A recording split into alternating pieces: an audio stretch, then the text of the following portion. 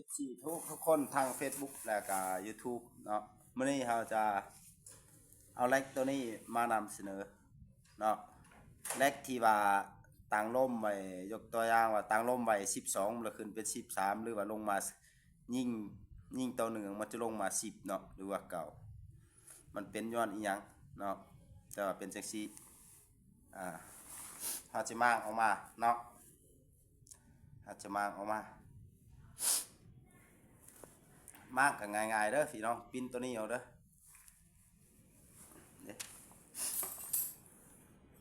ก็ลายมือแล้วเนาะเอาบ่มีเวลามาอัปเดตเครื่องเนาะ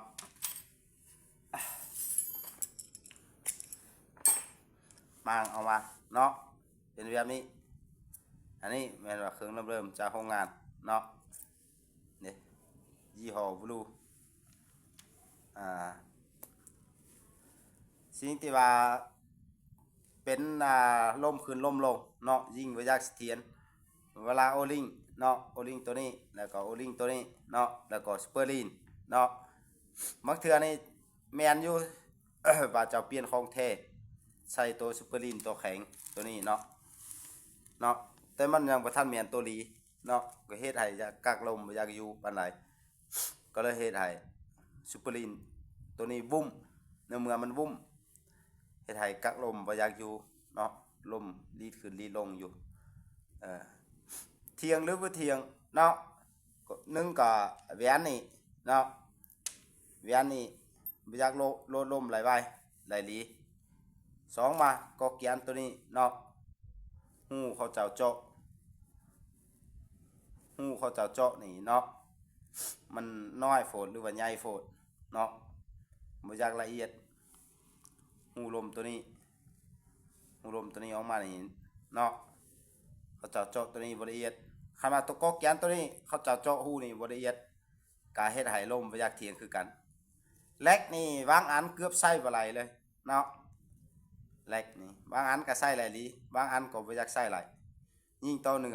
ลมลุดขึ้นลุดลงอยู่เนาะถ้าว่าเปลี่ยนโอลิงตัวนี้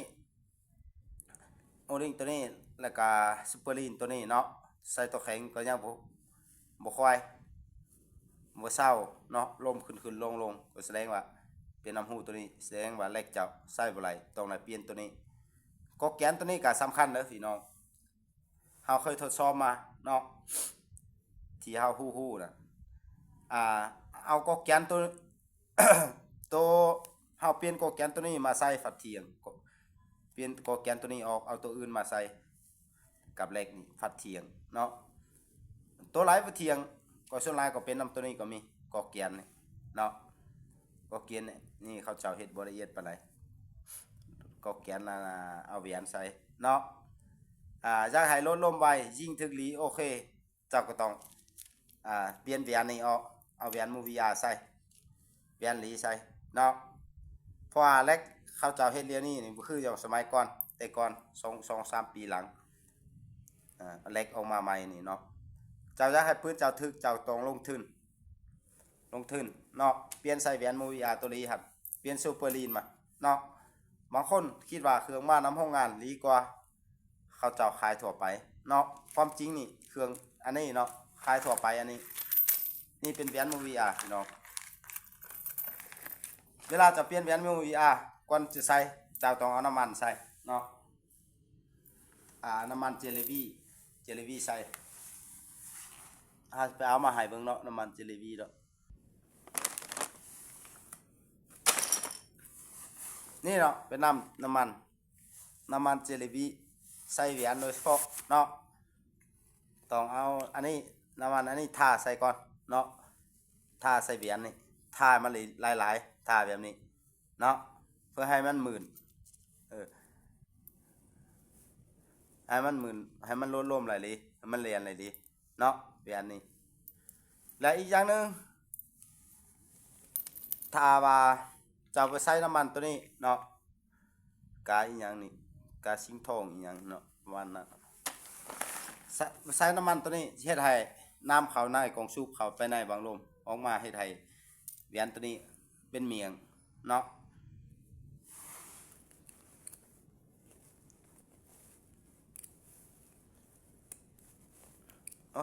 ยากแท้เนาะ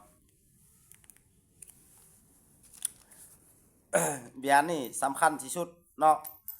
บางคนหลายคนยังคิดว่าเฮานี่ปิดความลับเอาไว้จำนวนหนึ่งบ่บอกหมดเนาะบางคนคิดว่าเฮาบ่ได้ปิดความลับอีหยังเนาะอยู่ในนี่เฮาขายเครื่องอยู่ในนี่บ่ได้ปิดความลับอีหยังแหวนนี่เฮายิงก็ปัจจุบันนี่ก็แลกเปลี่ยนแหวนนี่เนาะถือว่า16แหวนเฮาบ่ได้ใช้เนาะเพราะเฮายิงสั้นน้อยแล้วเดี๋ยวนี้เนาะเป็นยิงนกยิงหอกธรรมดาเฮาใช้แลกเปลี่ยนแหวนเนาะถามว่าเที่ยงบ่เปลี่ยนแหวนนี่เนาะแลกเปลี่ยนแหวนนี่ก็เที่ยงคือกันแม่นคือกันเนาะก็แม่นคือซ้ำเดียว16แหวนเปลี่ยนแหวนเนาะก็แม่นคือกันเนาะไผอยากให้เฮาอัปเกรดแลกนี่บ่เนาะอัปเกรดซูเปอร์ลีนใส่แหวนโม VR ก็ทักเข้ามาเนาะเฮาสิอัปเกรดให้แลกนี่ตัวลีก็ลีแท้ตัวแม่นก็แม่นแท้ตัวเทียงก็เทียงแท้เนาะลำอีหยังก็บ่ถึกคันเฮาเฮ็ดตัวนี้บ่ได้แปลงตัวนี้บ่ได้ลำซูเปอร์เฮฟวี่เซ2อีหยังก็บ่ถึกเนาะสองมาสปริงนี้เนาะเทียงหรือบ่เทียงแบบนี้สปริงของแท้เนาะเป็นสีล้ำเหลื่อมแบบนี้เด้นี่บ่ได้โคตรเด้เนาะแกนวาล์วเนาะ แกนวาล์วนี่ใส่ตัวไหนก็ได้เนาะตัวของแท้ก็ได้บ่แม่นของแท้ก็ได้แกนวาล์วตัวนี้เนาะมันบ่ได้เกี่ยวอีหยังเนาะเพราะเพียงว่ามันอัดลมเปิดลมซื่อๆสำคัญสปริงตัวนี้เนาะบ่เกี่ยวหยังแกนวาล์วนี่เนาะแต่ว่าแกนวาล์วเริ่มๆนี่มักคดเนาะใส่ไปมันมักคดแกนตัวแกนวาล์วเริ่มๆนี่เนาะมันอ่อน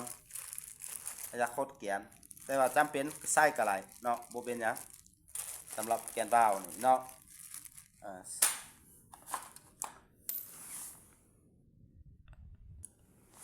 อันนี้เนาะสปริงบ่แม่นของแท้เนาะโอ้เด้